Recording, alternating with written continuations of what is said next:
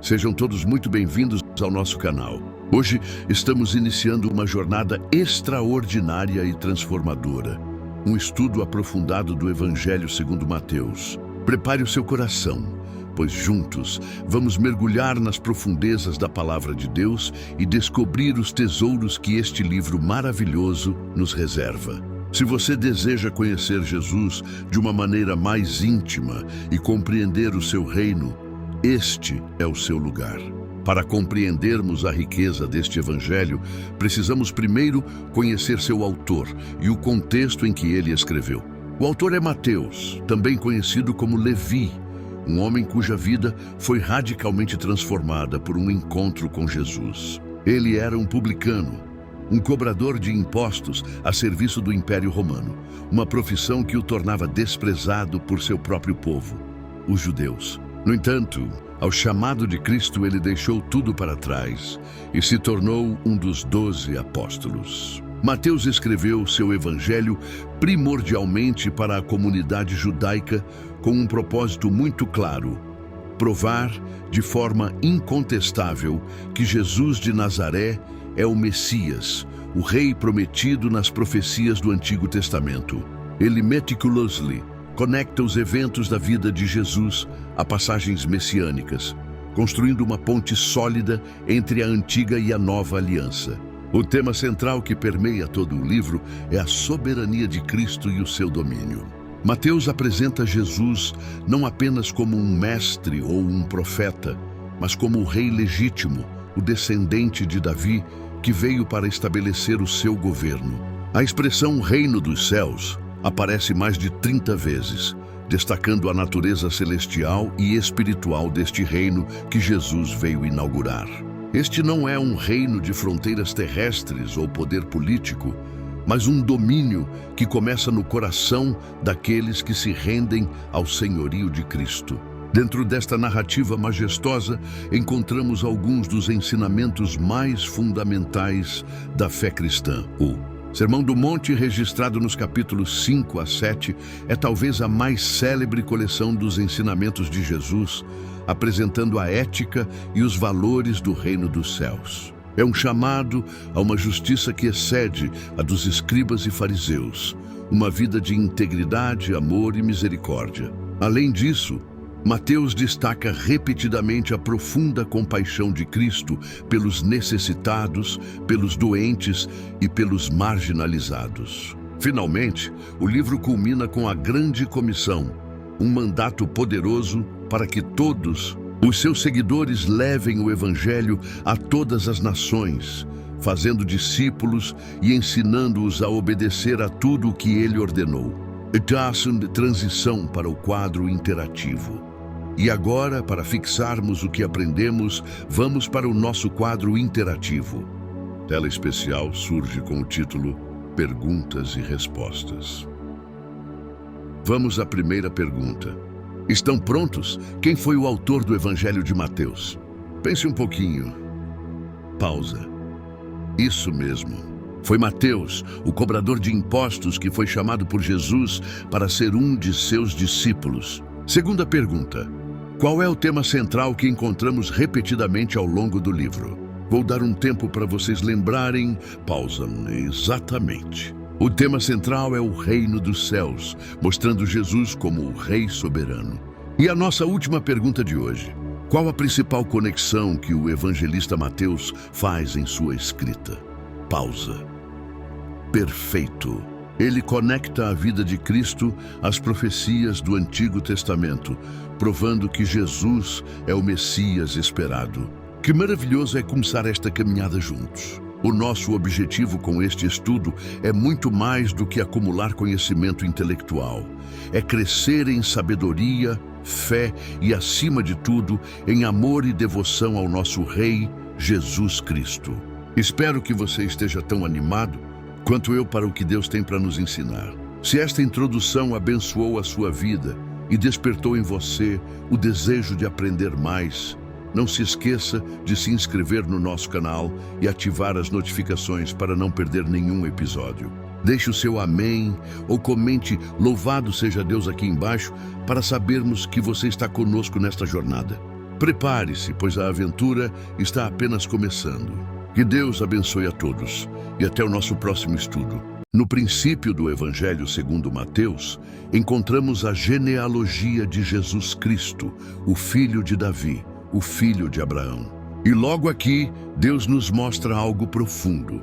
O plano da salvação não começou na manjedoura, começou nas promessas. Cada nome que Mateus cita, desde Abraão até Davi e de Davi até José, nos revela uma linhagem de fé, de erros e de redenção. Deus usou pessoas imperfeitas para cumprir um propósito perfeito. Isso nos ensina que o sangue de Cristo não veio de uma linhagem pura, mas de uma linhagem remida. Quando lemos sobre Tamar, Raabe, Ruth e Batseba, vemos mulheres que o mundo teria rejeitado, mas Deus incluiu na história da redenção. Porque a graça sempre quebra os padrões da religião. Mateus começa dizendo que Jesus é filho de Davi para mostrar que ele é o rei prometido. E diz filho de Abraão, para lembrar que ele é o cumprimento da aliança. Tudo em Mateus 1 aponta para a fidelidade de Deus em cumprir o que prometeu. Do versículo 18 em diante, a narrativa muda. Eis como nasceu Jesus Cristo. Maria, sua mãe, estava desposada com José, e antes de se ajuntarem, achou-se ter concebido do Espírito Santo. Aqui está o maior mistério do Evangelho. O invisível se fez carne.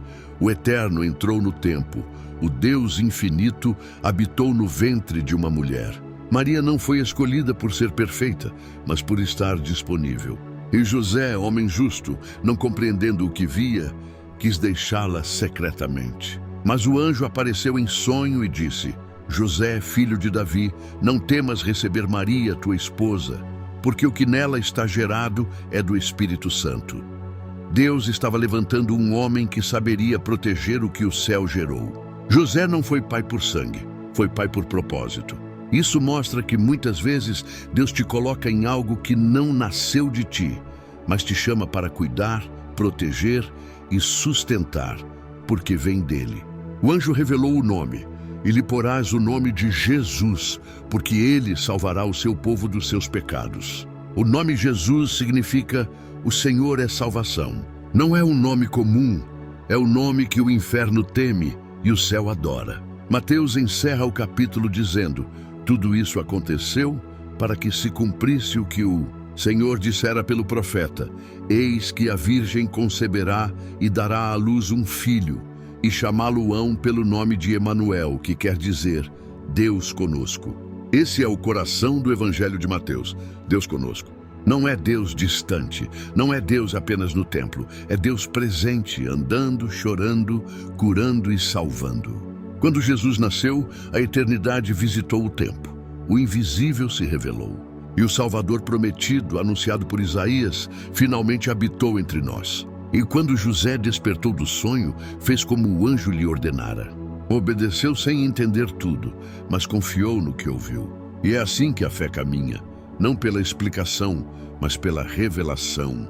O nascimento de Jesus não foi apenas um evento histórico, foi o início de uma nova aliança entre Deus e os homens. Aquele que viria para morrer já começou sua jornada envolto em humildade. E isso é o que o Evangelho ensina desde o primeiro capítulo. A glória de Deus se manifesta na simplicidade dos que obedecem. José agora acorda daquele sonho transformado. O homem que antes pensava abandonar Maria em silêncio, agora carrega no peito uma missão divina. Ele entende que aquele ventre não traz vergonha, traz salvação. E o que antes parecia confusão agora se torna propósito. É assim que Deus trabalha. Ele transforma aquilo que nos confunde em algo que vai glorificar o nome dele. José não fala muito nas Escrituras, mas suas ações pregam alto. Ele obedece. E quem obedece a Deus nunca é esquecido por ele. Às vezes o céu não precisa de palavras, precisa de atitudes. José ensina que fé não é sentir, é seguir. Mesmo sem entender tudo, ele permaneceu firme. Maria, agora grávida do Espírito Santo, carrega em si o Filho do Deus vivo. E cada batida do coração daquele bebê é um lembrete de que Deus cumpre promessas. O profeta Isaías já havia dito: eis que a virgem conceberá. E agora a profecia se cumpre diante dos olhos de um casal simples, em uma vila pequena, longe dos palácios, longe dos altares dourados. Porque o Deus de Mateus 1 não nasce entre os poderosos, ele nasce entre os humildes. Ele não escolheu o templo de Jerusalém, escolheu uma manjedoura.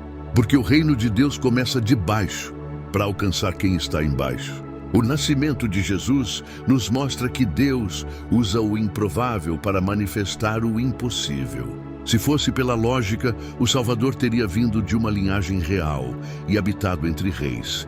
Mas ele veio de uma carpintaria para mostrar que a glória de Deus não depende de posição, mas de propósito. Cada detalhe do nascimento aponta para o plano da salvação. O ventre de Maria foi o altar onde o Verbo se fez carne. E o coração de José foi o abrigo onde Deus se fez presente. E quando o anjo disse que ele seria chamado de Emanuel, Deus conosco, não foi apenas um título bonito. Foi uma promessa eterna, porque quando Jesus nasceu, o céu se aproximou da terra. Antes, o homem precisava de sacerdotes e sacrifícios para se achegar a Deus. Mas agora, o próprio Deus se fez acessível. O Emanuel de Mateus 1 é o mesmo que vai estar com os discípulos até o fim em Mateus 28. O mesmo Deus que veio habitar entre nós é o que prometeu nunca nos deixar. E talvez hoje você se sinta como José, sem entender o que Deus está fazendo, carregando algo que não pediu, vivendo uma promessa que ainda não se cumpriu. Mas Mateus 1 te lembra que o Espírito Santo gera em você, o inimigo não pode destruir. Mesmo que o mundo não entenda, mesmo que as pessoas duvidem, se foi Deus quem plantou, vai nascer. José não precisou defender Maria. O tempo mostrou o que Deus estava fazendo. E você também não precisa se justificar, porque o que é de Deus se revela no tempo certo. O capítulo termina em silêncio, mas esse silêncio é poderoso. O Deus que antes falava pelos profetas agora fala pelo Filho. O Deus que antes habitava em templos, agora habita em um corpo. O céu ficou em silêncio por 400 anos, e quando voltou a falar, foi através do choro de um recém-nascido em Belém. O choro de um bebê foi o som do cumprimento das promessas. E Mateus encerra o primeiro capítulo nos lembrando: tudo o que Deus promete, Ele cumpre, mesmo que demore, mesmo que pareça impossível. O nascimento de Jesus é o selo de que nenhuma promessa divina cai por terra. E se o Emanuel está contigo, não há deserto que possa te afastar da presença dele. O mesmo Jesus que nasceu em Belém quer nascer todos os dias dentro de quem crê. Porque o verdadeiro Natal não é lembrado em data, é experimentado em coração. Mensagem final do vídeo. Se essa palavra tocou você, escreva nos comentários: louvado seja Deus, o Emanuel está comigo. E prepare-se, porque o capítulo 2 vai revelar o impacto desse nascimento. A estrela, os magos, o rei Herodes e o mover do céu e da terra para proteger o Salvador. Depois que Jesus nasceu em Belém da Judéia, nos dias do rei Herodes, eis que magos vieram do Oriente a Jerusalém dizendo: onde está aquele que é nascido rei dos judeus? Porque vimos a sua estrela no Oriente e viemos adorá-lo. E aqui já começa um dos maiores contrastes do Evangelho. Os reis da terra viviam em palácios, mas o rei do céu nasceu em uma manjedoura, e os primeiros a reconhecê-lo foram homens estrangeiros. Enquanto os religiosos dormiam em Jerusalém, o céu despertava corações distantes. Deus mostrou uma estrela no Oriente para provar que quem tem sede de verdade, mesmo longe, consegue encontrar o caminho da luz. Esses magos não eram adivinhos, eram estudiosos, homens que buscavam sinais celestes. E quando viram a estrela, souberam que algo sobrenatural havia acontecido. O céu anunciava o que a terra ignorava. O nascimento de Cristo foi revelado aos humildes pastores e aos sábios magos, mostrando que o Evangelho alcança todos os níveis, o simples e o estudado, o judeu e o estrangeiro, o que conhece pouco e o que busca muito. Porque diante de Jesus, todo joelho se dobra e toda sabedoria humana se rende. Quando o rei Herodes ouviu isso, perturbou-se, e com ele toda Jerusalém. O nascimento de um bebê abalou um trono. Isso porque quando Deus levanta o verdadeiro rei, os falsos se incomodam. Herodes representa o poder humano que teme perder o controle quando o reino de Deus começa a se manifestar. E muitos ainda hoje agem como Herodes, preferem manter o domínio sobre sua própria vida a deixar que Cristo reine. Mas o reino de Deus não pede permissão, ele chega com autoridade. Herodes chama os principais sacerdotes e escribas e pergunta onde o Cristo deveria nascer. Eles respondem, em Belém da Judéia, porque assim está escrito pelo profeta. Veja o contraste. Os religiosos sabiam o lugar, sabiam o texto, sabiam a profecia, mas não foram. Os magos, que nem conheciam as Escrituras, caminharam quilômetros para adorar. A revelação não está apenas no conhecimento, está na disposição do coração. Quantas pessoas sabem sobre Jesus, mas não se movem em direção a Ele? Mas aqueles que o buscam com sinceridade sempre o encontram, porque Deus se revela a quem tem fome espiritual. Então Herodes chama os magos secretamente e os envia a Belém, dizendo: Ide e perguntai diligentemente pelo menino, e quando o achardes, avisai-me, para que também eu vá adorá-lo. Mas seu coração estava cheio de engano. Herodes queria eliminar o Cristo antes que ele crescesse, porque o diabo sempre tenta destruir promessas no início. O inimigo teme aquilo que ainda está em fase de nascimento. E muitas vezes, quando Deus coloca algo dentro de você, um chamado, um propósito, uma unção, o inferno se levanta antes mesmo de você amadurecer espiritualmente, porque ele sabe que se você crescer, será uma ameaça para as trevas. Os magos seguem o caminho, e eis que a estrela que viram no oriente ia adiante deles, até que chegou e parou sobre o lugar onde estava o menino. Quando viram a estrela, alegraram-se com grande alegria. E entrando na casa, viram o menino com Maria, sua mãe. E prostrando-se o adoraram, e abrindo seus tesouros, ofereceram-lhe dádivas, ouro, incenso e mirra. Esses três presentes revelam três aspectos de Cristo: o ouro para o rei, o incenso para o Deus que recebe adoração e a mirra para o homem que sofreria por nós. Eles entenderam que não estavam diante de um bebê comum, mas diante do Salvador. E antes de voltarem, foram avisados por Deus em sonho para não retornarem a Herodes, e voltaram por outro caminho. Quem tem um encontro com Jesus nunca volta pelo mesmo caminho. A presença dele muda a rota, muda a mente, muda a vida. Mateus 2 é um retrato de contrastes. Enquanto os magos se curvam para adorar, Herodes se levanta para destruir. Enquanto o céu guia por uma estrela, a terra planeja um massacre. Enquanto os estrangeiros reconhecem o rei, os líderes religiosos permanecem indiferentes. Isso mostra que não é a proximidade com a religião que te aproxima de Deus, é a sensibilidade espiritual. Deus fala com quem está disposto a ouvir, não com quem só quer argumentar. Mensagem final do vídeo. Se essa palavra falou com você, escreva nos comentários. Louvado seja Deus, eu quero ser guiado pela luz de Cristo. Porque assim como os magos seguiram a estrela até o Salvador, você também está sendo guiado pelo Espírito Santo para encontrar o propósito que Deus preparou. Depois que os magos partiram, o anjo do Senhor apareceu em sonho a José e disse: Levanta-te, toma o menino e sua mãe, foge para o Egito e fica lá até que eu te diga, porque Herodes há de procurar o menino para o matar. E José levantou-se de noite, tomou o menino e sua mãe e partiu para o Egito. Deus não deixou o Salvador sem direção, nem deixou a promessa vulnerável. Quando o inimigo planejou a destruição, o céu enviou instrução. Porque sempre que o inferno se move, o céu já tem uma resposta preparada. José não questionou, não atrasou, não duvidou. Levantou-se de noite e obedeceu. A obediência imediata salvou a vida do Salvador. E aqui aprendemos algo profundo. Há momentos em que Deus fala e não explica. Ele apenas manda fugir, mudar, agir. E a diferença entre ser preservado e ser atingido está em obedecer no tempo certo. José é exemplo de quem ouve o céu e se move sem hesitar. Ele foi o guardião do plano de Deus na terra. O Egito, que um dia foi o símbolo da escravidão para Israel, agora se torna abrigo para o Cristo. O mesmo Deus que tirou o povo do Egito leva seu filho para o Egito, mostrando que tudo o que ele faz tem um propósito. Mateus então diz: para que se cumprisse o que fora dito pelo Senhor, pelo profeta, do Egito chamei o meu filho.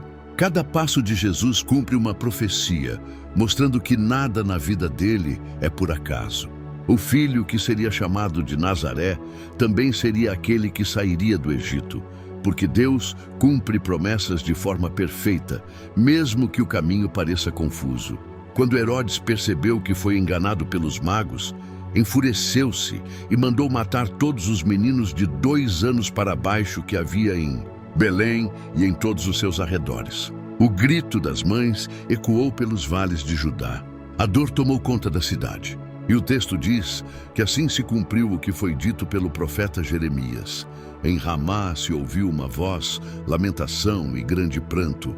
Raquel chora por seus filhos e não quer ser consolada, porque já não existem. Essa passagem é um retrato da humanidade. Enquanto o céu se alegra com o nascimento do Salvador, o inferno reage com fúria. A luz sempre desperta a oposição das trevas. Mas ainda que o mal pareça vencer, o plano de Deus continua intacto. O inimigo não pode matar o propósito que Deus protege. O tempo passa. Herodes morre, e novamente o anjo do Senhor aparece em sonho a José no Egito, dizendo: levanta-te, toma o menino e sua mãe e vai para a terra de Israel, porque já morreram os que procuravam a morte do menino. E José, mais uma vez, obedece. Ele volta para a terra prometida, mas ao ouvir que Arquelau reinava no lugar de Herodes, teve medo de ir para a Judeia. Então, avisado outra vez em sonho, foi habitar em uma cidade chamada Nazaré. E assim se cumpriu o que fora dito pelos profetas. Ele será chamado Nazareno. Nada em Jesus foi por acaso, nem o local do nascimento, nem o exílio, nem a cidade onde cresceu. Belém representava o cumprimento da promessa. O Egito representava a proteção da promessa. E Nazaré representava o crescimento da promessa. Cada fase da vida de Jesus tem um significado espiritual para nós. Belém é onde você nasce no propósito. O Egito é onde Deus te esconde até te preparar. Nazaré é onde Ele te faz crescer em silêncio até te revelar. E quem tenta pular as etapas, perde o propósito. Jesus cresceu em uma cidade desprezada. Pode vir alguma coisa boa de Nazaré? Perguntavam. Mas é justamente daí que o Salvador viria. Porque Deus gosta de transformar lugares desprezados em cenários de revelação.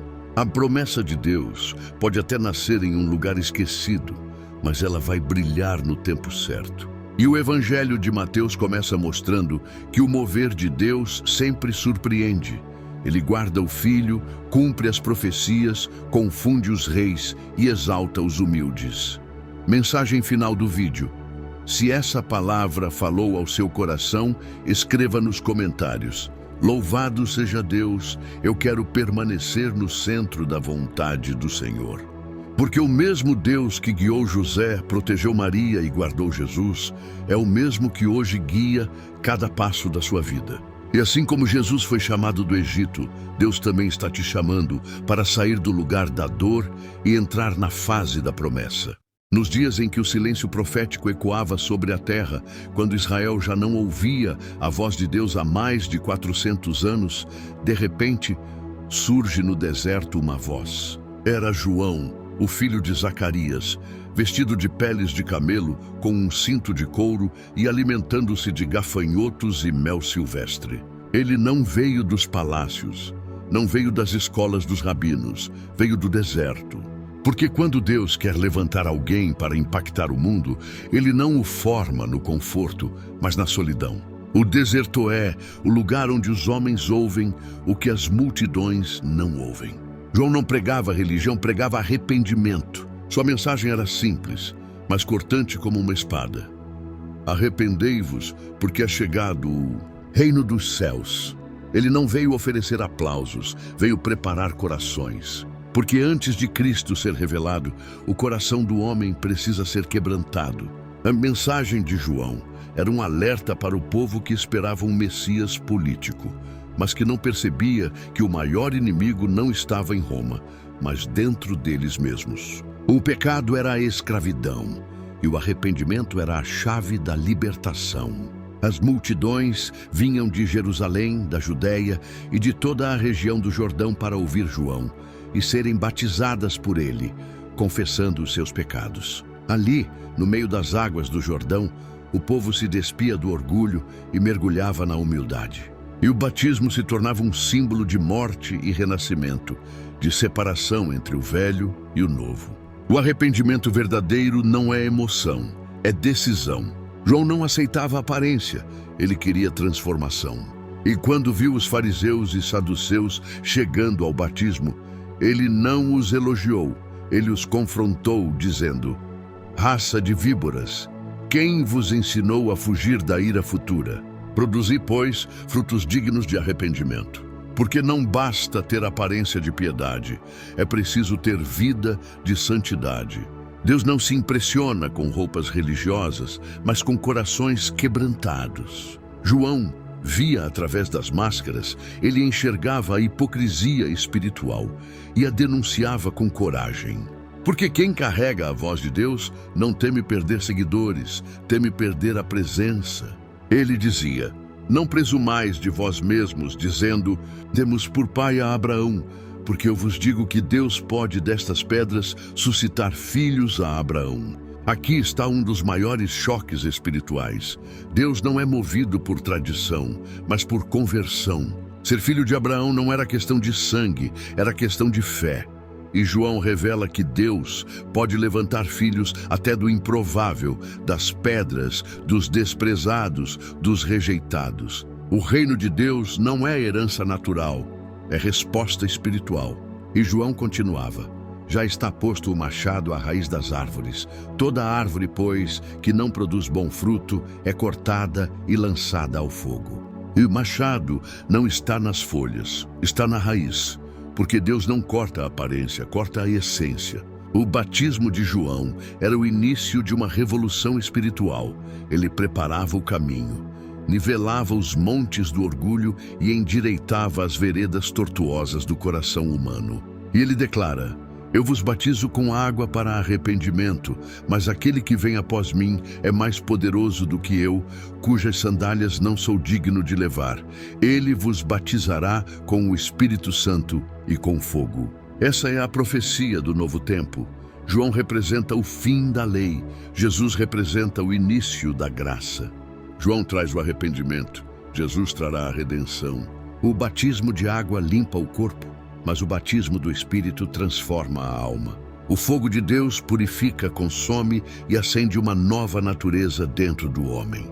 O batismo do Espírito é a marca dos que nasceram de novo. E João sabia que o seu papel era apenas abrir o caminho para o Cordeiro que viria tirar o pecado do mundo. João estava preparando o povo para o encontro mais glorioso da história, o encontro entre o homem e o Salvador. O deserto se tornaria o palco onde a profecia tomaria forma, e os céus, que estavam calados há séculos, estavam prestes a falar novamente. Mensagem final. Se essa palavra tocou seu coração, escreva nos comentários: louvado seja Deus, prepara o meu coração como o de João Batista. Porque Deus ainda levanta vozes no deserto, e talvez Ele esteja te chamando hoje para ser uma delas. Permita que o machado de Deus arranque o que não dá fruto, e que o fogo do Espírito Santo acenda em você uma nova chama. Depois que João pregava no deserto e batizava os arrependidos, algo sobrenatural aconteceu. Jesus veio da Galileia até o Jordão para ser batizado por João. Mas João, surpreso e humilde, disse: eu preciso ser batizado por ti e tu vens a mim? Era o homem reconhecendo o seu limite diante do Filho de Deus. João sabia que batizava pecadores, mas agora diante dele estava o santo, o puro, o cordeiro sem mancha. Mas Jesus respondeu: Deixa por agora, porque assim nos convém cumprir toda a justiça. Ele não precisava ser batizado para se purificar, mas para se identificar. Jesus não veio para ser servido, veio para servir. Ele se colocou na fila dos pecadores para mostrar que o Filho de Deus não tem vergonha de estar entre os caídos. O batismo de Jesus é o sinal de que ele assumiu o nosso lugar, desceu às águas para que nós pudéssemos subir com ele aos céus. E quando Jesus saiu das águas, os céus se abriram, o Espírito Santo desceu como uma pomba, repousou sobre ele e ouviu-se a voz do Pai dizendo: "Este é o meu Filho amado, em quem me comprazo."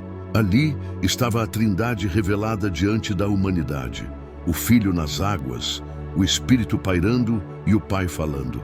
O céu se abre quando a obediência é completa. E é isso que muitos cristãos não entendem. O poder vem depois da submissão, a voz vem depois da entrega. Jesus foi aprovado antes de ser enviado, e o Espírito o conduziu ao deserto, porque o deserto é o campo de prova dos escolhidos. No capítulo 4, o mesmo Espírito que desceu sobre ele o levou para ser tentado pelo diabo. Isso nos ensina que o deserto não é sinal de rejeição, mas de preparação. 40 dias e 40 noites sem comer, sem companhia, sem conforto. Apenas ele, o silêncio e a presença de Deus. Quando a carne enfraquece, o Espírito se fortalece. E é nesse momento que o inimigo aparece oferecendo atalhos. O diabo se aproxima e diz: "Se tu és o Filho de Deus, manda que estas pedras se tornem em pães." A primeira tentação não foi sobre poder, mas sobre identidade. Porque o inimigo sempre vai tentar te fazer duvidar de quem Deus disse que você é. Mas Jesus respondeu com autoridade: "Está escrito: nem só de pão viverá o homem, mas de toda palavra que sai da boca de Deus." Ele não respondeu com emoção, respondeu com a Escritura. A vitória espiritual não se conquista com gritos, mas com a palavra. Quem tem palavra não precisa provar nada, apenas permanecer firme no que Deus já disse. Então o inimigo o leva até a cidade santa e o coloca sobre o pináculo do templo, dizendo: "Se és filho de Deus, lança-te daqui abaixo, porque está escrito que aos seus anjos dará ordens a teu respeito."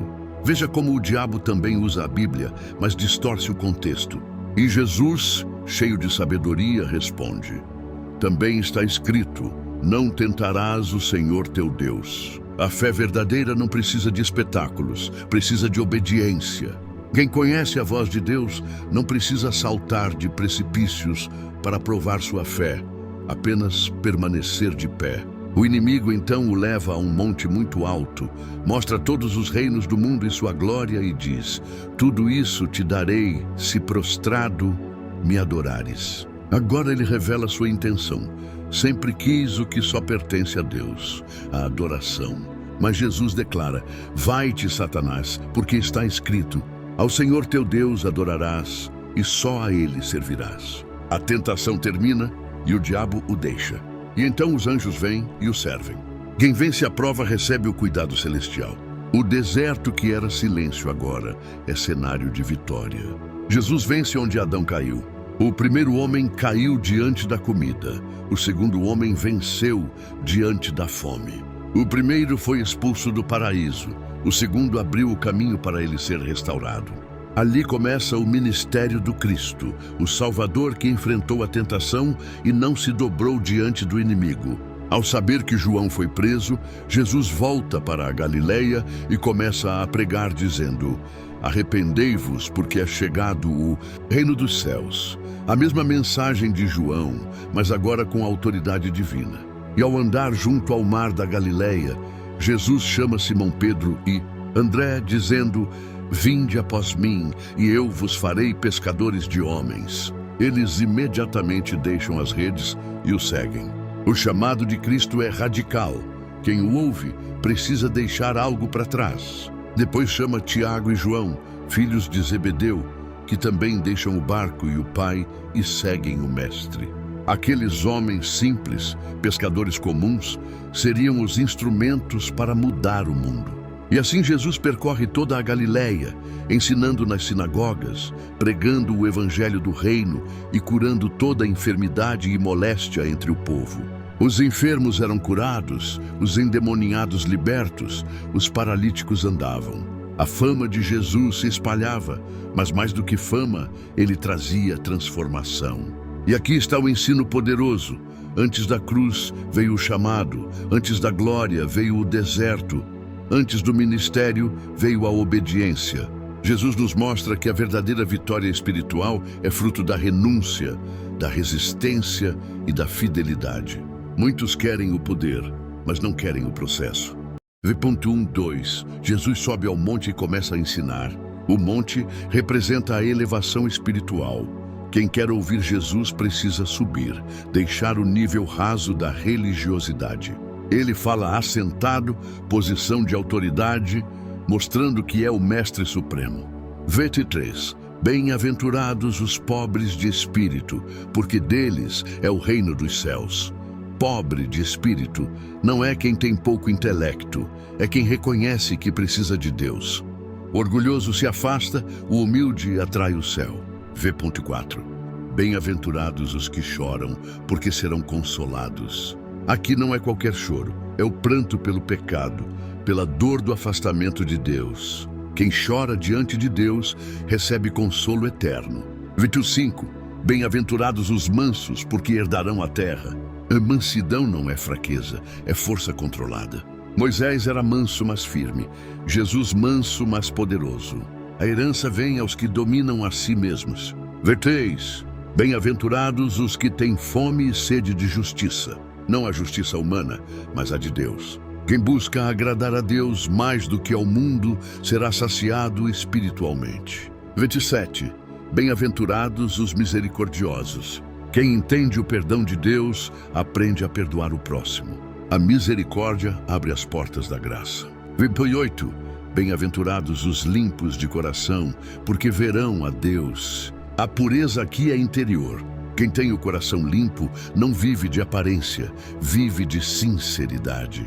V.9 Bem-aventurados os pacificadores. Eles são chamados filhos de Deus porque refletem o caráter do Pai. Em um mundo de guerra e discórdia, quem leva a paz carrega a presença divina.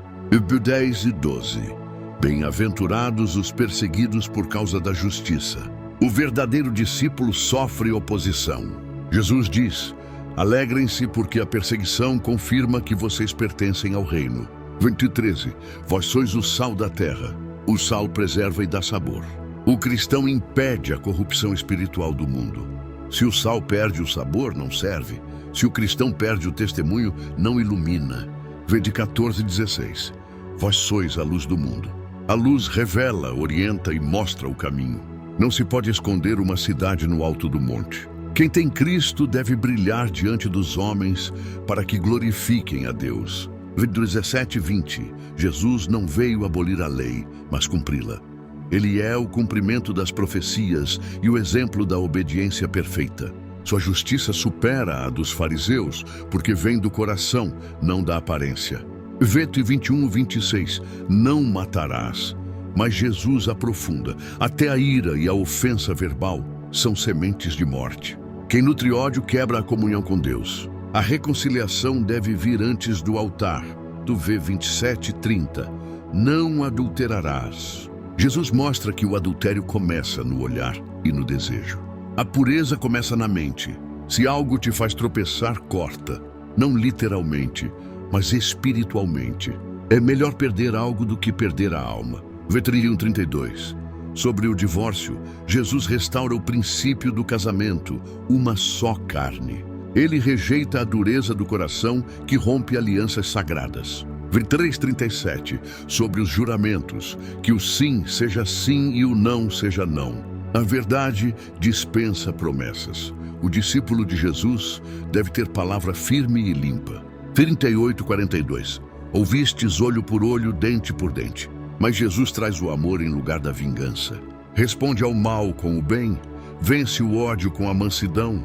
V.43:48 Amai os vossos inimigos. Esse é o ápice do amor cristão. O amor que ama quem não merece é o amor que revela.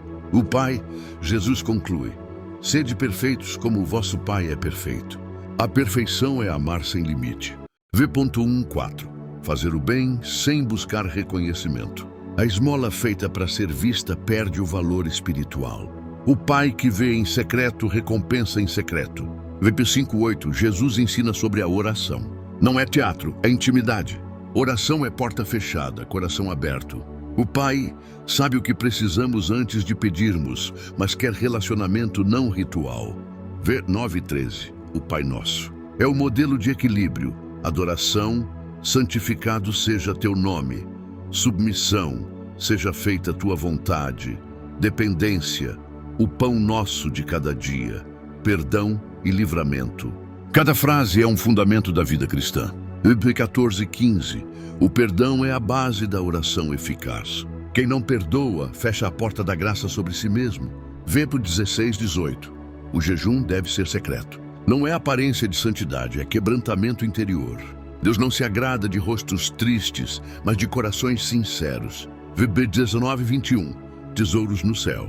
Jesus ensina a mudar o foco. O coração segue o tesouro. Quem junta riquezas eternas não teme a perda terrena. V.22.23 A candeia do corpo são os olhos. O olhar revela o estado da alma. Se os olhos estão limpos, há luz.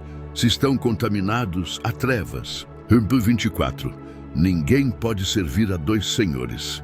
Não dá para ter um pé no altar e outro no mundo. Deus não divide o trono com Mamon, riquezas. Ou o dinheiro te domina, ou você o usa para glorificar a Deus. V.25.34 Contra a ansiedade. Jesus fala sobre os lírios, as aves e diz: o Pai cuida delas, quanto mais de vocês. A fé verdadeira não é ausência de luta, é confiança mesmo no deserto. Busque primeiro o reino e o resto virá como consequência. Mateus capítulo 7, o discernimento espiritual. V.5 Não julgar hipocritamente. O problema não é julgar sem examinar a si mesmo. Tire primeiro a trave do seu olho. Isso é autocrítica espiritual. V.6 Não deis o que é santo aos cães. Discernimento espiritual é saber onde e como semear. Há verdades que precisam de corações preparados. V.7.11 O poder da oração insistente. Quem bate, a porta se abre. Quem busca, encontra. Mas a oração muda primeiro o orante antes de mudar o cenário. V.12 A regra de ouro. Tudo o que quiser que os outros te façam, faça a eles. Essa é a base da ética cristã e o resumo da lei do amor. V.13.14 A porta estreita e a larga. O caminho largo é fácil, mas termina em ruína. O caminho estreito exige renúncia, mas conduz à vida eterna. V.15.20 Os falsos profetas. Pelos frutos se conhece a árvore. Quem é de Deus dá fruto de arrependimento, humildade e verdade. A aparência engana, o caráter revela. V.21.23 Nem todo que me diz Senhor, Senhor. O verdadeiro cristão não é o que fala bonito, mas o que vive a vontade do Pai. Milagres e dons sem obediência não salvam. V.24.27 A casa na rocha e a casa na areia. Os dois ouvem, mas só um pratica. A tempestade vem para todos, mas só quem tem alicerce em Cristo permanece de pé. A prova revela a fundação. V.28.29 O povo se maravilha porque Jesus fala com autoridade. A autoridade dele não vem da religião, vem da unção. O verdadeiro pregador não impressiona, transforma. Conclusão geral.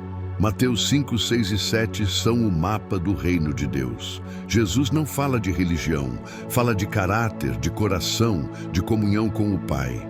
Quem vive o Sermão do Monte não é apenas ouvinte, é discípulo que reflete a luz de Cristo no mundo. E descendo ele do monte, seguiu uma grande multidão. Jesus havia acabado de pregar o Sermão do Monte. Agora ele desce. O mestre que falou das alturas espirituais desce para o meio da necessidade humana. Isso revela a compaixão de Cristo. Ele não ficou apenas no ensino, mas desceu para curar, tocar e libertar.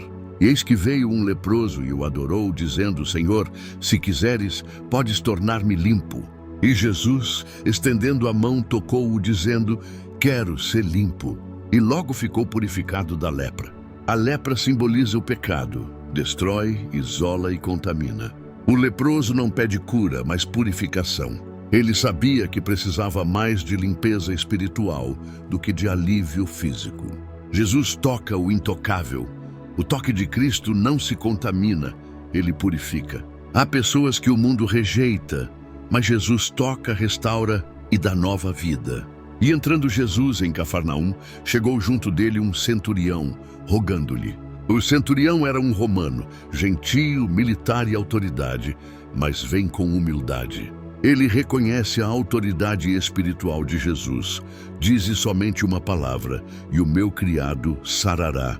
Jesus se admira da fé dele. Fé sem ver, fé que confia na palavra.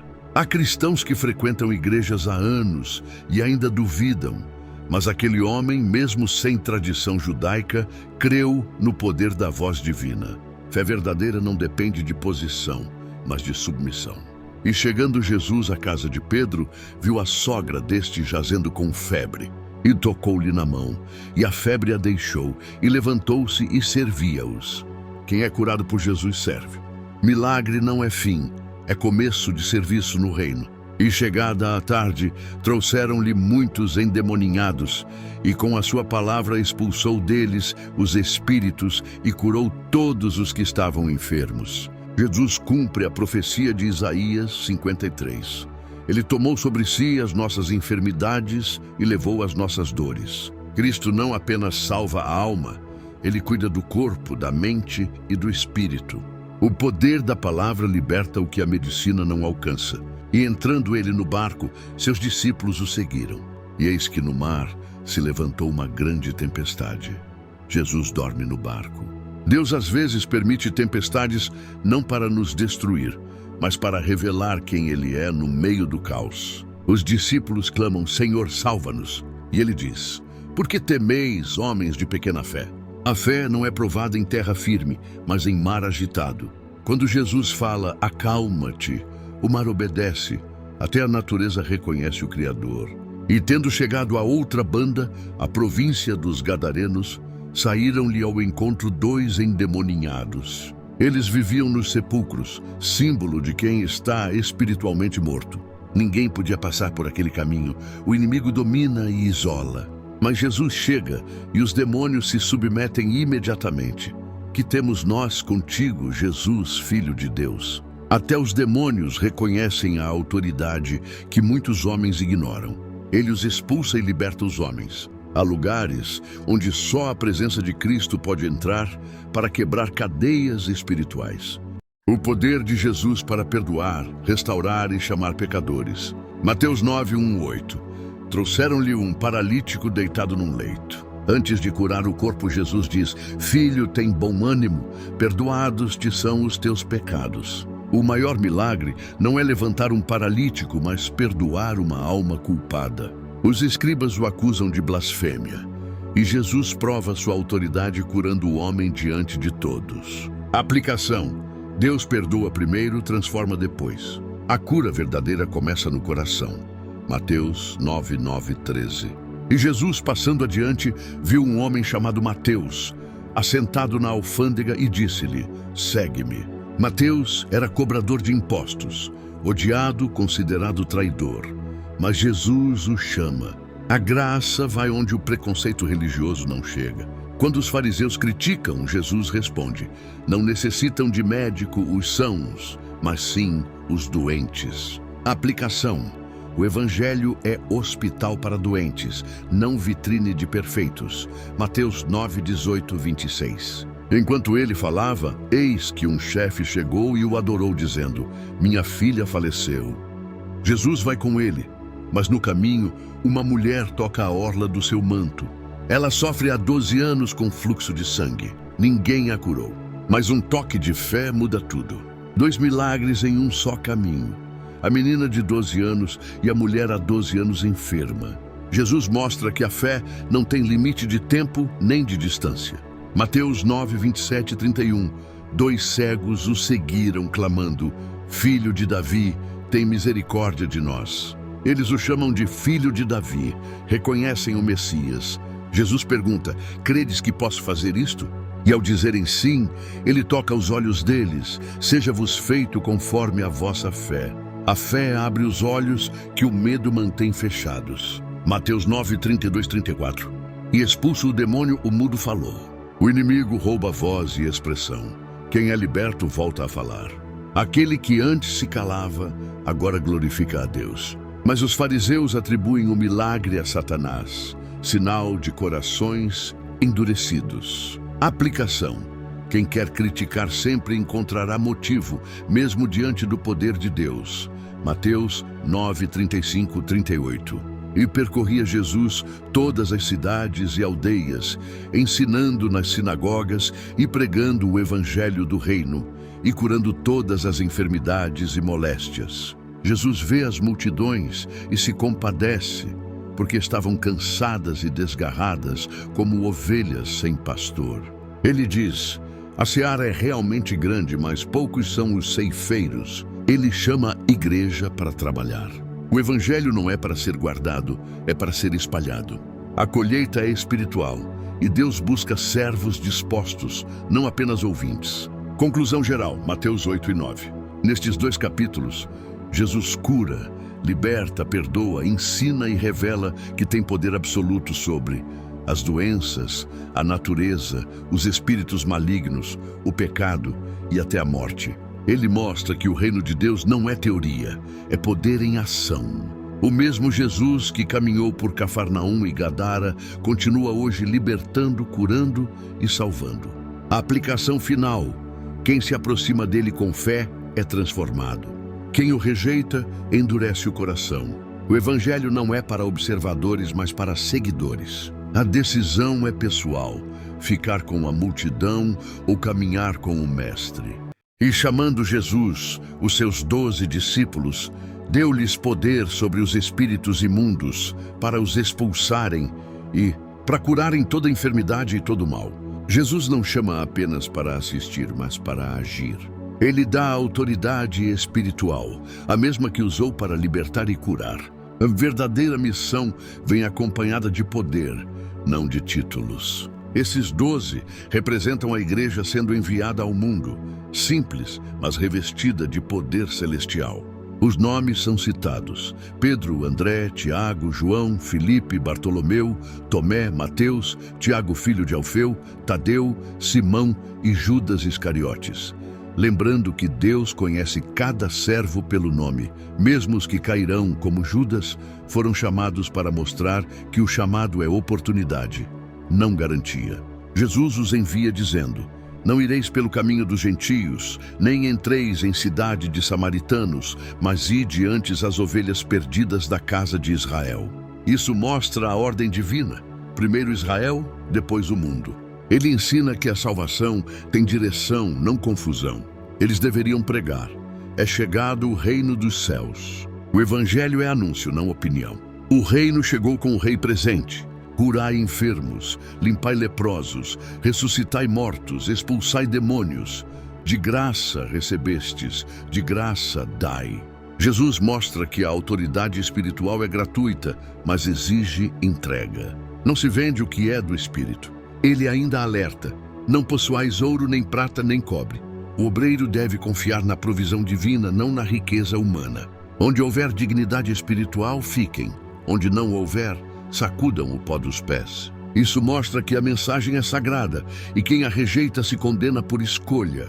Jesus declara que será mais tolerável o juízo de Sodoma e Gomorra do que o de quem rejeita o evangelho. A responsabilidade de ouvir é grande, mas a de rejeitar é ainda maior. Eis que vos envio como ovelhas no meio de lobos. Aqui Jesus revela a realidade do ministério. O servo de Deus caminha em terreno de hostilidade. Ele ensina a prudência da serpente e a simplicidade da pomba, equilíbrio entre discernimento e pureza. Guardai-vos dos homens, porque vos entregarão aos tribunais. O evangelho verdadeiro incomoda sistemas, e quem o prega será perseguido. Mas ele promete: quando vos entregarem, não cuideis do que haveis de dizer, porque o Espírito de vosso Pai falará em vós. O Espírito Santo é o advogado dos fiéis. Jesus diz que até dentro da família haverá divisão por causa do Evangelho. irmão contra irmão, pai contra filho. Ele mostra que seguir a Cristo é escolher o céu acima dos laços humanos. Sereis odiados por todos por causa do meu nome, mas aquele que perseverar até o fim será salvo. E perseverança é a assinatura dos verdadeiros discípulos. Jesus adverte: o discípulo não é mais do que o mestre, nem o servo mais do que o Senhor. Se chamaram o dono da casa de Beelzebu, quanto mais os seus domésticos. O servo fiel deve esperar incompreensão, mas não desistir. Não temais os que matam o corpo, e não podem matar a alma. Aqui ele revela a prioridade do eterno sobre o temporal. O medo de perder a vida impede muitos de viver para Deus. Mas ele mostra o cuidado divino. Não se vendem 2 passarinhos por um asse, e nenhum deles cairá sem o consentimento do Pai. Até os cabelos da vossa cabeça estão todos contados. Quem serve a Deus não está esquecido, está guardado. Jesus diz: quem me confessar diante dos homens, eu o confessarei diante de meu Pai. A fé verdadeira se manifesta publicamente, mas quem o negar será negado. Ele declara: não vim trazer paz, mas espada. Isso não é incentivo à violência, mas ao discernimento. O Evangelho corta, separa o certo do errado, à luz das trevas. Quem ama pai ou mãe mais do que a mim, não é digno de mim. O amor a Cristo é superior a qualquer outro. Quem não toma a sua cruz e não me segue, não é digno de mim. A cruz representa renúncia e fidelidade, mesmo na dor. Quem perder a sua vida por amor de mim, achá-la-á. O paradoxo do reino é que a verdadeira vida começa quando morremos para nós mesmos. Jesus conclui o envio dizendo: quem vos recebe, a mim me recebe. Isso mostra que rejeitar um servo de Deus é rejeitar o próprio Cristo. E até um copo de água dado em nome de discípulo não ficará sem recompensa. O reino valoriza o gesto mais simples quando feito com amor. Capítulo 11 inicia com João Batista, agora preso, enviando discípulos para perguntar: és tu aquele que havia de vir ou esperamos outro? Mesmo o profeta mais firme teve um momento de dúvida. Jesus não o repreende, mas responde com evidência. Os cegos veem, os coxos andam, os leprosos são limpos, os surdos ouvem, os mortos são ressuscitados, e aos pobres é anunciado o Evangelho. A prova de que Jesus é o Messias não está em discursos, mas em frutos. Ele acrescenta: bem-aventurado aquele que não se escandaliza em mim. Muitos se afastam de Cristo porque esperam um tipo de Jesus que não veio. Naquele tempo, passou Jesus pelas searas em um sábado, e os seus discípulos, tendo fome, começaram a colher espigas e a comer.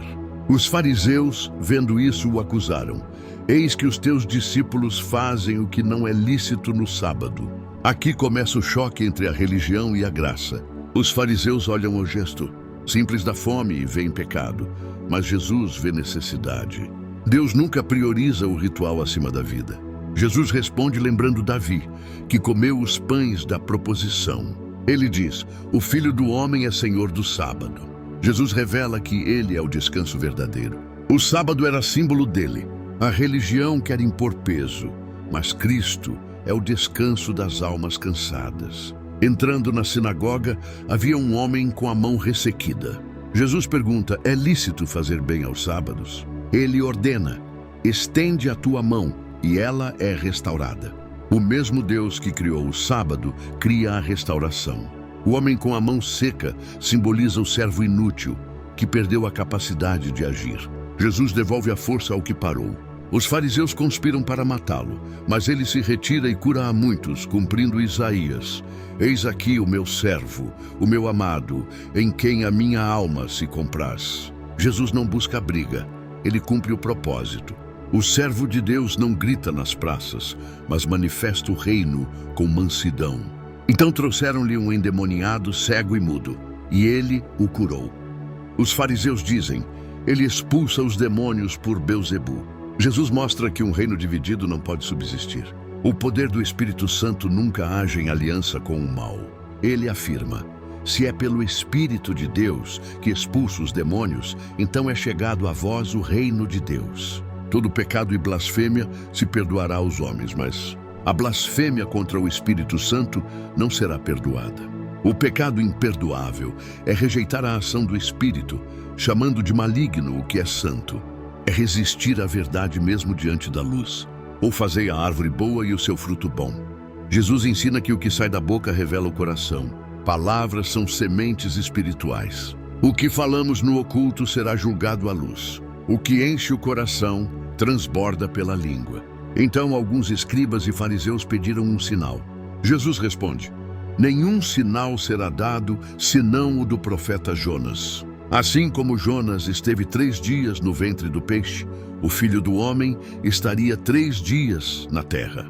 Ele anuncia sua morte e ressurreição, o sinal supremo do amor de Deus. Os ninivitas se levantarão no juízo contra esta geração.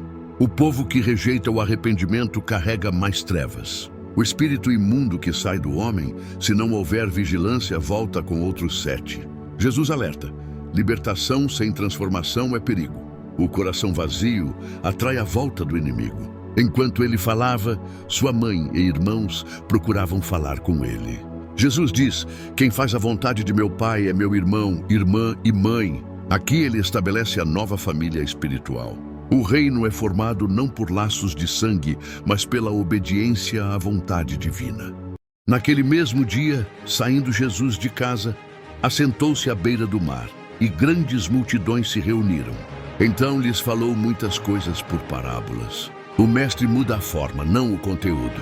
Ele fala em parábolas para revelar aos humildes e ocultar dos orgulhosos. Eis que o semeador saiu a semear. A semente é a palavra, os solos são os corações. Uns caem à beira do caminho, corações distraídos, outros em pedregais emocionais, outros entre espinhos, sufocados pelos cuidados da vida, e outros em boa terra, corações quebrantados. O fruto depende da profundidade. Os discípulos perguntam por que ele fala por parábolas.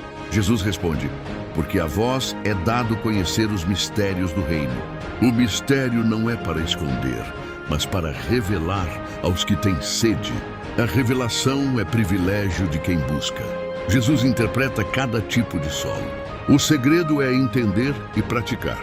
A palavra só frutifica quando é regada pela obediência. O reino dos céus é semelhante a um homem que semeou boa semente. Mas o inimigo veio e semeou o joio. O joio cresce junto com o trigo e Deus permite até a colheita. Ele ensina que não cabe a nós arrancar o joio. O juízo pertence ao Senhor. Há falsos crentes, falsos líderes, falsos sinais. Mas Deus vê o coração e separará no tempo certo. O reino dos céus é como um grão de mostarda, que é a menor das sementes, mas cresce e se torna árvore. As pequenas sementes de fé podem gerar grandes colheitas. O reino começa invisível, mas se torna refúgio para muitos. O reino dos céus é como o fermento que uma mulher escondeu em 3 medidas de farinha. O reino age de dentro para fora. Uma pequena quantidade transforma toda a massa. Assim é o Evangelho, silencioso, mas poderoso. Tudo isto disse Jesus por parábolas, para que se cumprisse o que foi dito pelo profeta: abrirei em parábolas a minha boca. O reino é revelação espiritual. Ele fala por figuras para despertar a busca. Jesus explica: o campo é o mundo, a boa semente são os filhos do reino, o joio são os filhos do maligno. No fim, os anjos farão a separação. O trigo brilhará como o sol no reino do Pai. O juízo virá, e cada um colherá conforme o que plantou. O reino dos céus é semelhante a um tesouro escondido num campo e a um mercador que busca boas pérolas. O reino tem valor supremo. Quem o encontra vende tudo. Abandona o pecado, as vaidades, os ídolos, porque descobriu o que é eterno. O reino é ainda como uma rede lançada ao mar, que apanha peixes de toda espécie. A rede é o evangelho que alcança todos, mas no fim, os anjos separarão os bons dos maus. O reino inclui todos, mas só permanece quem é transformado. Jesus pergunta: entendestes todas estas coisas? Eles dizem: sim, Senhor. E ele responde: todo escriba instruído no reino é como um pai de família que tira do seu tesouro coisas novas e velhas. O verdadeiro discípulo é aquele que equilibra a tradição com a revelação, o passado com o presente. Jesus vai a Nazaré e ensina na sinagoga. Eles se escandalizam. Não é este o filho do carpinteiro? A incredulidade impede o milagre. O reino não flui onde o coração rejeita o mensageiro. Mateus 12 e 13 mostram o contraste entre o coração endurecido da religião e o coração receptivo da fé. O reino é revelado por parábolas, discernido pelo Espírito e vivido pela obediência. Jesus mostra que o verdadeiro sábado é o descanso nele, e o verdadeiro campo é o mundo, onde o trigo e o joio crescem juntos até a colheita final. Ele ensina que o valor do reino é inestimável e que só os que têm ouvidos espirituais entenderão o mistério. Em Mateus capítulo 14, ouvimos que Herodes, ao saber da fama de Jesus, lembra-se de João Batista e teme, dizendo que ele havia ressuscitado dos mortos. A consciência de Herodes o atormenta porque ele mandou matar um homem justo para satisfazer o capricho de uma mulher. A morte de João Batista mostra como o mundo trata os que falam a verdade. Jesus, ao receber essa notícia, se retira para um lugar deserto, e mesmo na dor, as multidões o seguem. Isso nos ensina que até o Filho de Deus sentiu tristeza, mas não deixou de servir. Quando Jesus vê a multidão, move-se de íntima compaixão e cura os enfermos. O amor de Cristo é maior que a fadiga. Quando os discípulos pedem que o povo seja despedido, ele diz: dai-lhes vós de comer. Assim acontece com a igreja. Deus nos manda alimentar vidas quando pensamos que não temos nada. Com 5 pães e 2 peixes, Jesus levanta os olhos ao céu, abençoa e reparte. O milagre começa na rendição. Quando entregamos o pouco que temos, o céu multiplica, e todos comeram e se fartaram. O que é insuficiente nas mãos do homem se torna abundante nas mãos do Mestre. Logo após, Jesus manda os discípulos entrarem no barco e ir adiante, enquanto ele sobe ao monte para orar. Mesmo sendo o Filho de Deus, ele buscava o Pai em solidão. A oração é o segredo da força espiritual. Na madrugada, o vento era contrário e as ondas agitavam o barco. Jesus vem andando sobre o mar e eles se assustam, pensando ser um fantasma. Assim é conosco. Muitas vezes Deus vem até nós no meio da tempestade, mas o medo nos faz não reconhecê-lo. Pedro diz: Senhor, se és tu, manda-me ir ter contigo sobre as águas. E Jesus responde: vem. A fé verdadeira começa quando saímos do barco. Enquanto Pedro olha para Jesus, ele anda. Quando olha para o vento, começa a afundar. O olhar define o destino. E Jesus o toma pela mão e diz: homem de pouca fé, por que duvidaste? Quando subiram ao barco, o vento cessou. Sempre que Cristo entra no barco da nossa vida, o caos se acalma. E os que estavam no barco o adoraram, dizendo: Beri, verdadeiramente tu és o Filho de Deus. Ao chegar a Genezaré, trouxeram muitos enfermos, e todos que tocavam nas franjas de seu manto eram curados. O toque da fé continua sendo o ponto de contato entre o homem e o milagre. O poder não está no manto, mas na fé daquele que toca. No capítulo 15, aproximam-se de Jesus os fariseus e escribas, questionando por que seus discípulos não lavavam as mãos antes de comer. Jesus responde que não é o que entra pela boca que contamina o homem, mas o que sai dela, porque procede do coração. Ele revela que a pureza não é ritual, mas espiritual. O exterior pode parecer limpo, mas o que contamina é a língua que fala mal, o orgulho, a inveja, o ódio. O coração é o verdadeiro altar. Ele cita Isaías dizendo: este povo me honra com os lábios, mas o seu coração está longe de mim. A religião da aparência não agrada a Deus. Em seguida, Jesus vai para a região de Tiro e Sidom, e uma mulher cananeia clama: Senhor, filho de Davi, tem misericórdia de mim. Minha filha está miseravelmente endemoninhada. Ele inicialmente não lhe responde, e os discípulos pedem que ele a despache. Mas ela insiste, e Jesus lhe diz que não é bom tirar o pão dos filhos e lançá-lo aos cachorrinhos. E ela responde com humildade: sim, Senhor, mas também os cachorrinhos comem das migalhas que caem da mesa dos seus donos. Então Jesus exalta sua fé. Ó mulher, grande é a tua fé, seja feito como queres. E sua filha foi curada naquele mesmo instante. Essa mulher representa os gentios, os que não faziam parte da aliança, mas que encontraram lugar pela fé. Deus não resiste a um coração quebrantado. Depois disso, Jesus volta às margens do mar da Galileia, sobe ao monte e cura coxos, cegos, mudos e aleijados. E o povo glorifica ao Deus de Israel.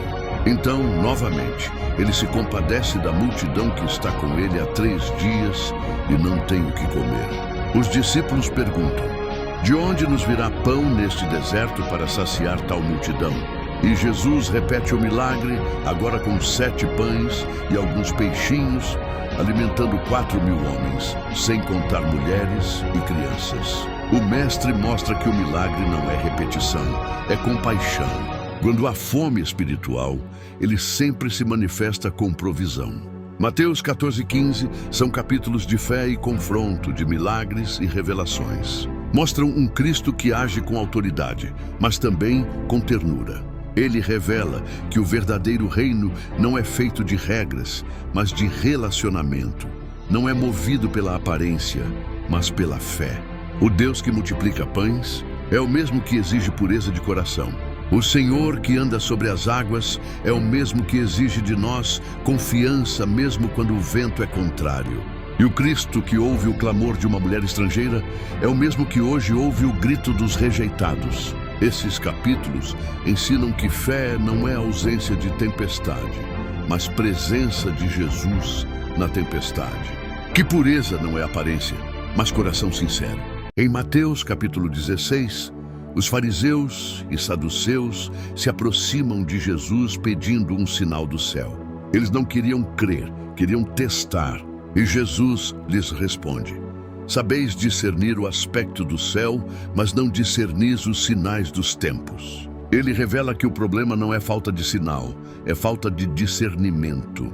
Eles podiam ler as nuvens, mas não percebiam o mover de Deus diante dos olhos. Jesus declara que nenhum sinal lhe será dado, senão o de Jonas. Assim como Jonas foi um sinal de arrependimento a Nínive, Jesus seria o sinal de redenção para o mundo. Logo depois, ao atravessar o mar, Jesus alerta os discípulos: guardai-vos do fermento dos fariseus e dos saduceus. Eles pensam que ele fala de pão, mas Jesus fala de doutrina. O fermento representa o ensino hipócrita, a religiosidade que incha, mas não alimenta. O perigo do fermento espiritual é sutil, é quando a tradição tenta substituir a verdade. Ao chegar à região de Cesareia de Filipe, Jesus faz uma pergunta que ecoa por todos os séculos: quem dizem os homens ser o Filho do Homem? Uns dizem que ele é João Batista, outros Elias, outros Jeremias ou um dos profetas. Então ele pergunta diretamente: e vós, quem dizeis que eu sou? E Pedro responde: tu és o Cristo, o Filho do Deus vivo. Jesus declara: bem-aventurado és tu, Simão Barjonas, porque não foi carne e sangue quem te revelou isso, mas meu Pai que está nos céus. Essa é a revelação sobre a qual a igreja é edificada, não sobre homens, mas sobre a confissão de que Jesus é o Filho do Deus vivo. A verdadeira igreja nasce da revelação, não da instituição. Jesus diz: tu és Pedro, e sobre esta pedra edificarei a minha igreja, e as portas do inferno não prevalecerão contra ela. As portas são símbolo de domínio, mas o reino de Deus é mais forte do que qualquer força espiritual contrária. A igreja triunfa porque é edificada sobre a verdade eterna e não sobre a fragilidade humana. Ele ainda entrega as chaves do reino, mostrando que a autoridade espiritual é dada a quem recebe revelação divina. Logo após, Jesus começa a mostrar aos discípulos que era necessário ir a Jerusalém, sofrer muito, ser morto e ressuscitar ao 3º dia. Pedro o repreende, dizendo: Senhor, tem compaixão de ti, isso de modo algum te acontecerá. E Jesus o repreende, dizendo: para trás de mim, Satanás, tu és para mim pedra de tropeço. Aqui aprendemos que o mesmo homem que recebe revelação pode ser usado pelo inimigo quando fala fora da vontade de Deus. A voz da carne pode tentar impedir o propósito divino. Por isso Jesus ensina: se alguém quer vir após mim, negue-se a si mesmo, tome a sua cruz e siga-me. O evangelho é renúncia, não conforto. É entrega, não vaidade. Ele completa dizendo que quem quiser salvar a sua vida a perderá, mas quem a perder, por amor dele, a achará. No capítulo 17, 6 dias depois, Jesus toma Pedro, Tiago e João e os leva a um alto monte. E ali ele se transfigura diante deles. Seu rosto brilha como o sol e suas vestes se tornam brancas como a luz. Moisés e Elias aparecem conversando com ele, representando a lei e os profetas. O Monte da Transfiguração é o lugar onde o céu toca a terra. Pedro, maravilhado, quer fazer 3 tendas, mas uma nuvem luminosa os envolve. E do meio da nuvem sai uma voz que diz: "Este é o meu filho amado, em quem me comprazo, a ele ouvi." A glória de Deus confirma que Jesus é o centro de toda a revelação. A lei e os profetas apontam para ele. E a presença de Moisés e Elias mostra que tudo o que foi escrito se cumpre em Cristo. Ao descerem do monte, Jesus ordena que não contem a visão até que o Filho do Homem ressuscite dos mortos. O tempo da revelação também é espiritual. Há experiências que só podem ser compartilhadas quando a fé estiver madura. Eles perguntam sobre Elias e Jesus explica que Elias já veio na pessoa de João Batista e não o reconheceram. Logo em seguida, ao chegarem ao pé do monte, um homem se aproxima clamando por seu filho lunático, que sofria grandemente. Os discípulos não conseguiram curá-lo e Jesus diz: "Ó geração incrédula e perversa, até quando estarei convosco?" Ele repreende o demônio e o menino é curado. Quando os discípulos perguntam por que não puderam expulsá-lo, ele responde: "Por causa da vossa pouca fé, porque em verdade vos digo que se tiverdes fé como um grão de mostarda, direis a este monte: passa daqui para acolá, e há de passar." Jesus revela que a fé, mesmo pequena, tem poder quando é verdadeira. O problema não é o tamanho da fé, mas a ausência de confiança. Mais adiante, Jesus volta a falar sobre sua morte e ressurreição. Os discípulos se entristecem, pois ainda não compreendem que a cruz é o caminho da glória. Ao chegarem a Cafarnaum, os coletores de imposto perguntam a Pedro se Jesus não paga o tributo. E Jesus, com sabedoria divina, lhe diz: "Os reis da terra cobram tributo de seus filhos ou dos estranhos?" Pedro responde: "Dos estranhos." Então Jesus declara: "Logo os filhos estão isentos." Naquele tempo, os discípulos se aproximam de Jesus e perguntam: "Quem é o maior?" No reino dos céus, essa pergunta nasce do coração humano que busca posição e não propósito. Jesus, porém, chama uma criança, coloca-a no meio deles e diz: "Em verdade vos digo que se não vos converterdes e não vos fizerdes como crianças, de modo algum entrareis no reino dos céus." O reino de Deus não se mede por grandeza, mas por humildade. Ser como criança não é ser imaturo, é depender do Pai. A criança confia, perdoa, esquece ofensas e acredita com simplicidade. Jesus ensina que quem se humilhar como uma criança, esse é o maior no reino. Ele continua dizendo: "Qualquer que receber uma dessas crianças em meu nome, a mim me recebe." Aqui ele mostra o valor da pureza e da simplicidade, mas também adverte severamente: "Qualquer que fizer tropeçar um destes pequeninos que creem em mim, melhor lhe fora que pendurasse ao pescoço uma pedra de moinho e fosse afogado no mar." O cuidado de Deus pelos humildes é tão grande que quem os fere toca naquilo que é precioso aos olhos do céu. Jesus nos mostra que o escândalo vem, mas ai daquele por quem o escândalo vem. Ele fala ainda de cortar a mão ou arrancar o olho se eles fazem tropeçar, usando linguagem espiritual, não para mutilação física, mas para nos alertar que é melhor perder algo que te leva ao pecado do que perder a alma. O pecado precisa ser tratado com radicalidade, porque o inferno não é figura simbólica, é a separação eterna de Deus. Depois ele fala sobre a ovelha perdida, diz: "Que vos parece? Se um homem tiver 100 ovelhas e uma delas se desgarrar, não deixará ele as 99 e irá buscar a que se perdeu?" O amor de Deus não é aritmético, é redentor. O pastor deixa as muitas para resgatar a única, porque cada alma tem valor eterno. Quando encontra a ovelha, ele se alegra mais por aquela que voltou do que pelas 99 que nunca se desviaram. Assim é o coração do Pai, sempre disposto a restaurar. Jesus ensina também sobre o perdão entre irmãos. Diz: se teu irmão pecar contra ti, vai e repreende-o entre ti e ele só. Se te ouvir, ganhaste o teu irmão. A restauração deve ser o primeiro objetivo, não a exposição. Se ele não ouvir, leva 2 testemunhas. E se ainda não ouvir, leva à igreja. E completa: tudo o que ligardes na terra será ligado no céu. Isso mostra a força espiritual da comunhão e da concordância. Onde há perdão e unidade, o céu se manifesta. Pedro então pergunta: Senhor, até quantas vezes pecará meu irmão contra mim e eu lhe perdoarei? Até 7 vezes? E Jesus responde: não te digo até 7, mas até 70 vezes 7. O perdão no reino é ilimitado, porque quem foi perdoado por Deus aprende a perdoar. Jesus conta a parábola do servo, que devia uma grande quantia, e tendo sido perdoado pelo seu senhor, saiu e não quis perdoar o companheiro que lhe devia pouco. Quando o senhor soube, o entregou aos atormentadores até que pagasse tudo. Assim é o coração endurecido, quer misericórdia, mas não dá misericórdia.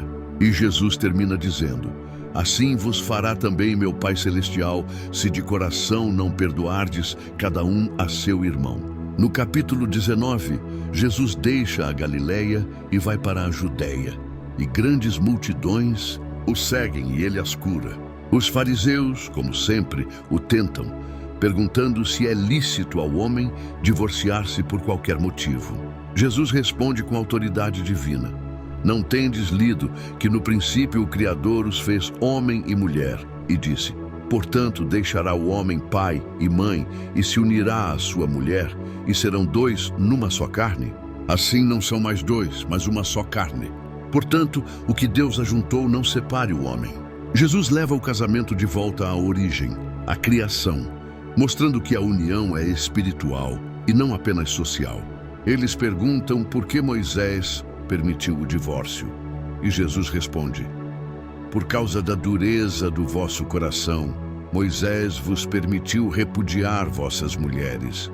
Mas no princípio não foi assim.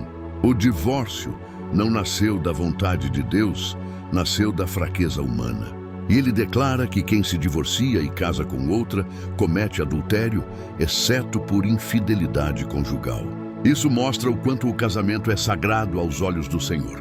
Os discípulos ficam admirados e dizem que talvez seja melhor não casar. E Jesus responde que nem todos podem aceitar essa palavra, senão aqueles a quem foi concedido. Pois há eunucos que nasceram assim, outros feitos pelos homens, e outros que escolheram viver assim por amor ao reino. Aqui ele revela que a vida consagrada também é um chamado, e não uma imposição.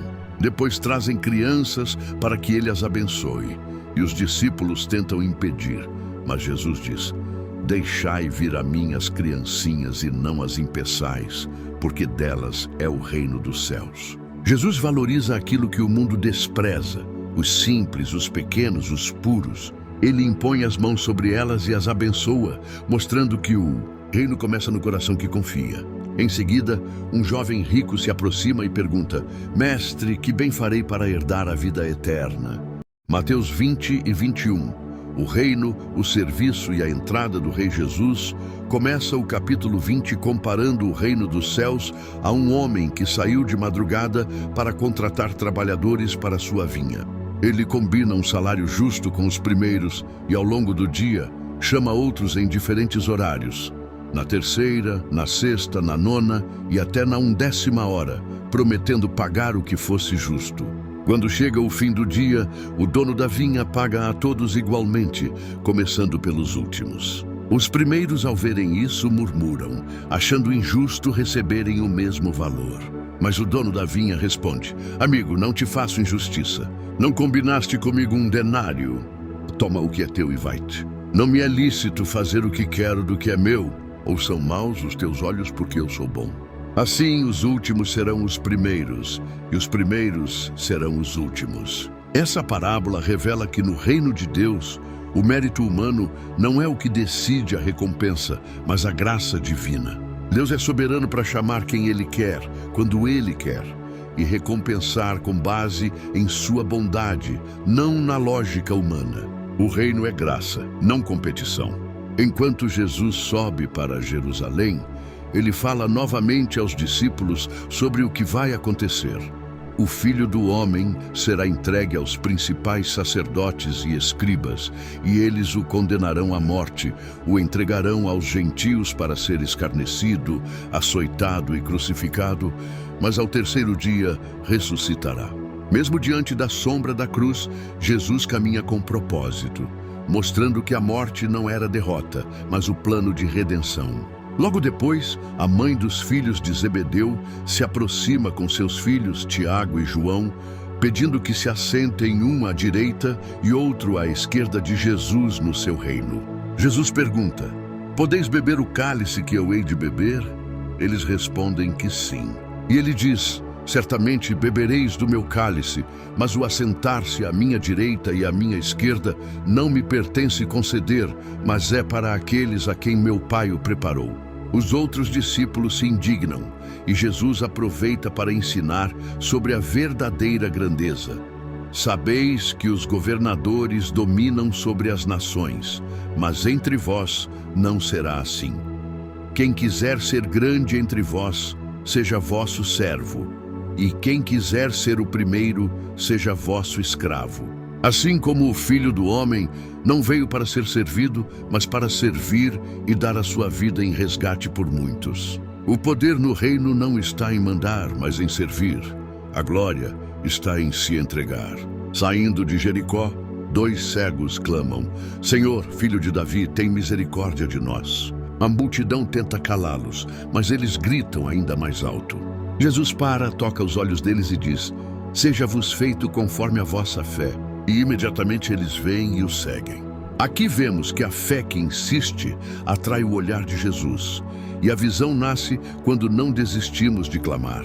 No capítulo 21, Jesus se aproxima de Jerusalém e envia 2 discípulos para trazer uma jumenta e o seu filhote, dizendo: "Se alguém vos disser algo, direis: o Senhor precisa deles." Isso cumpre a profecia de Zacarias: "Eis que o teu rei vem a ti, manso, montado sobre um jumento."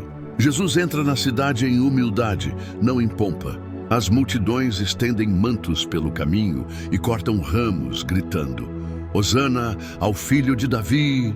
Bendito o que vem em nome do Senhor! Hosana nas alturas!" O Messias entra não em um cavalo de guerra, mas num símbolo de paz, mostrando que o reino não é conquistado por espada, mas por amor.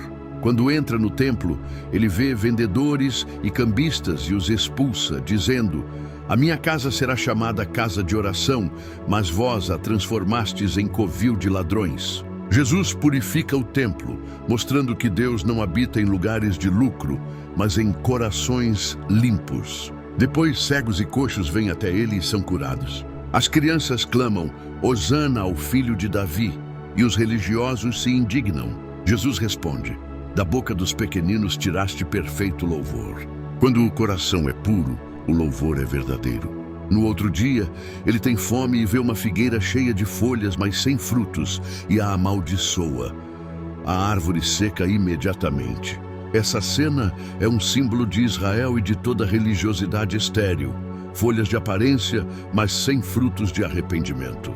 Jesus ensina que a fé genuína tem poder para mover montanhas e que tudo o que pedirmos em oração, crendo, receberemos. Ao entrar novamente no templo, os principais sacerdotes questionam com que autoridade ele faz essas coisas.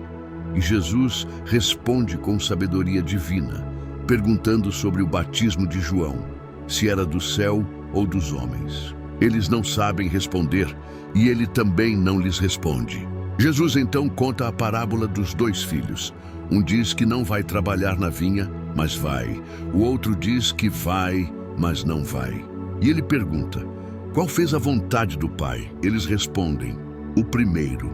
Jesus então declara: "Os publicanos e as meretrizes vos precedem no reino de Deus." porque eles se arrependeram, mas os religiosos, cheios de aparência, não creram.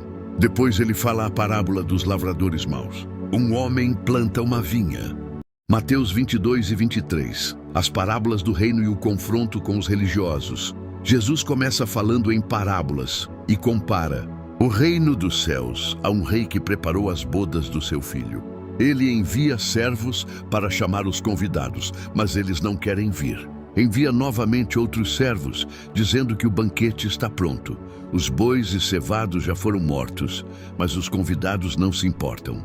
Alguns vão para o campo, outros para os seus negócios, e outros maltratam e matam os servos. O rei, irado, manda destruir aqueles homicidas e queimar suas cidades. Então diz aos servos que os convidados não eram dignos e ordena que saiam pelos caminhos e convidem todos os que encontrarem, maus e bons.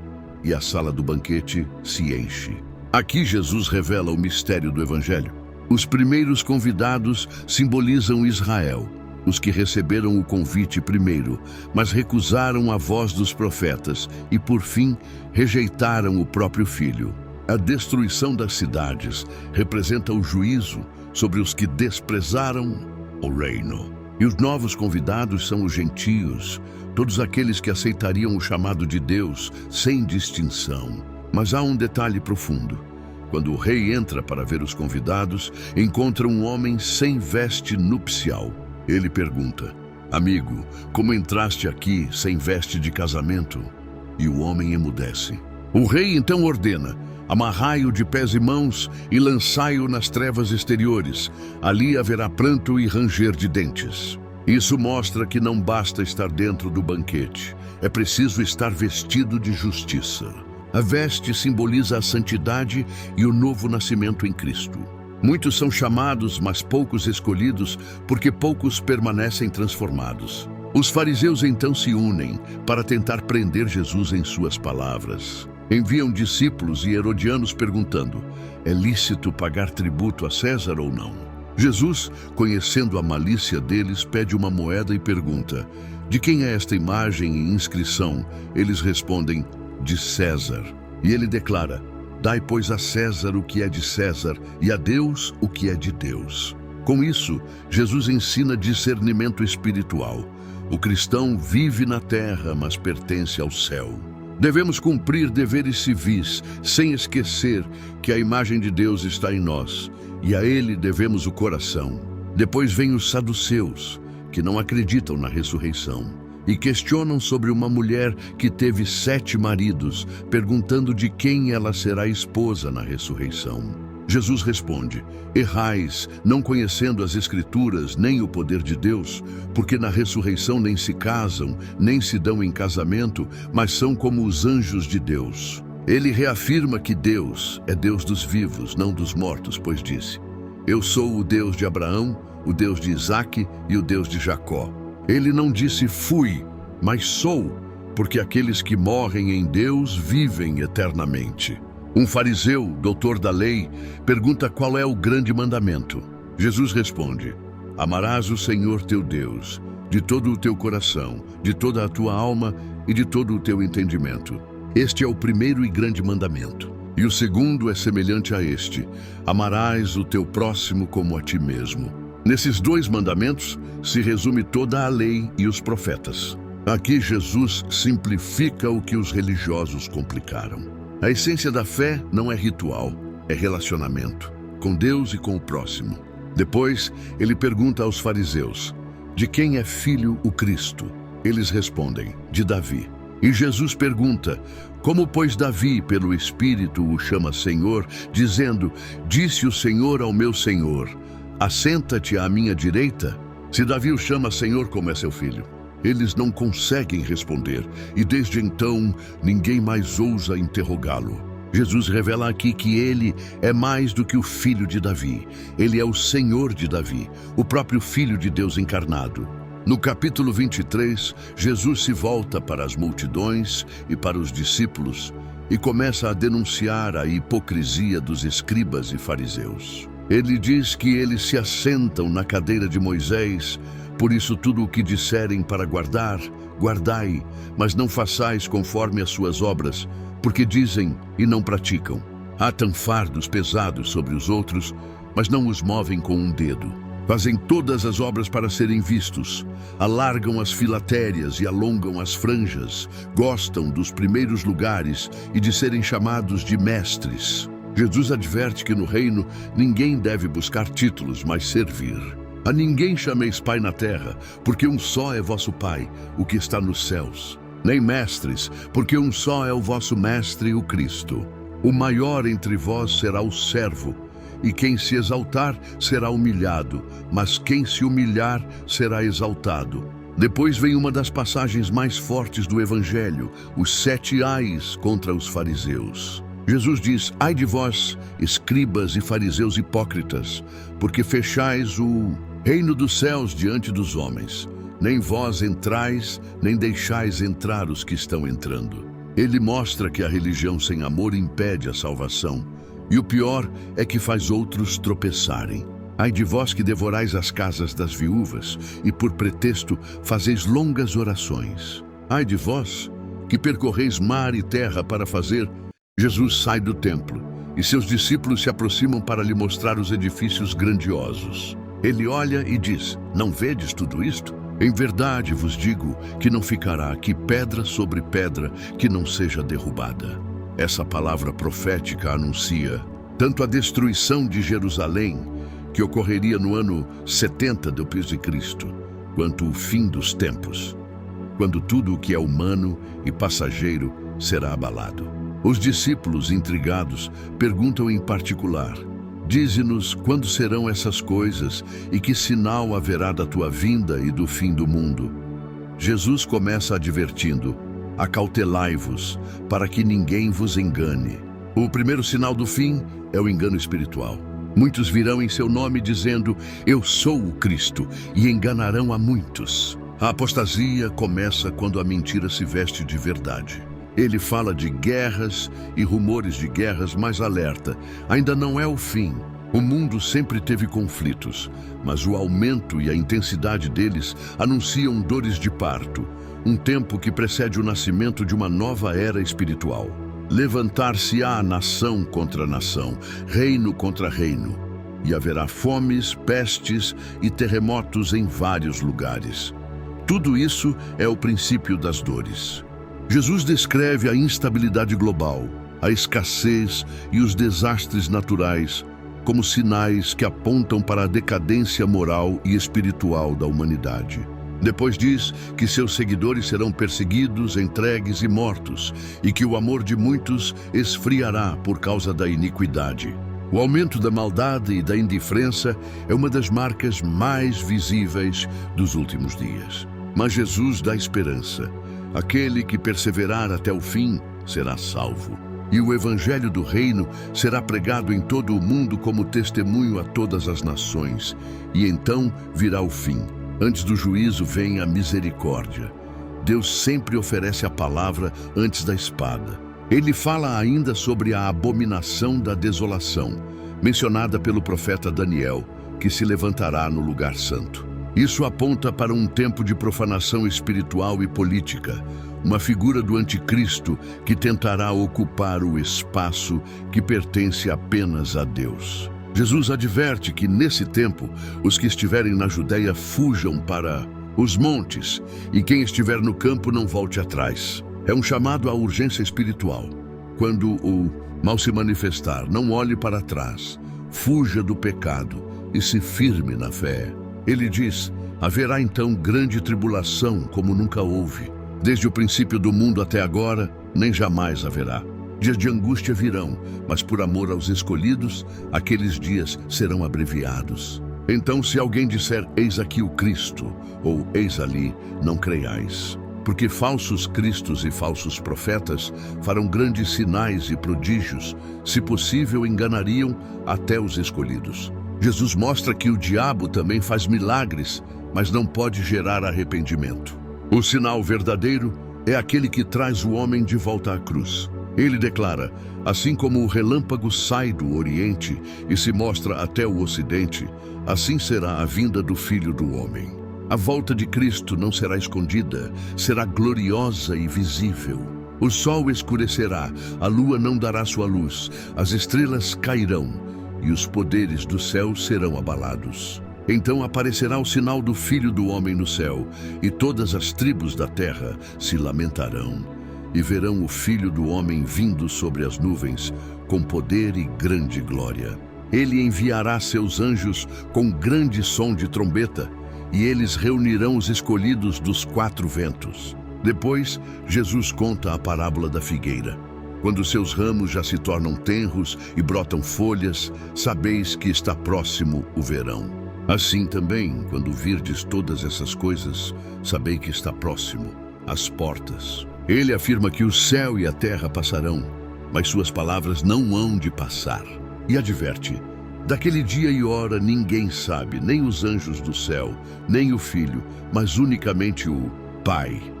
Jesus compara os dias da vinda do Filho do Homem aos dias de Noé. Comiam, bebiam, casavam e davam-se em casamento, até o dia em que Noé entrou na arca, e não perceberam até que veio o dilúvio. Assim será também a vinda do Filho do Homem.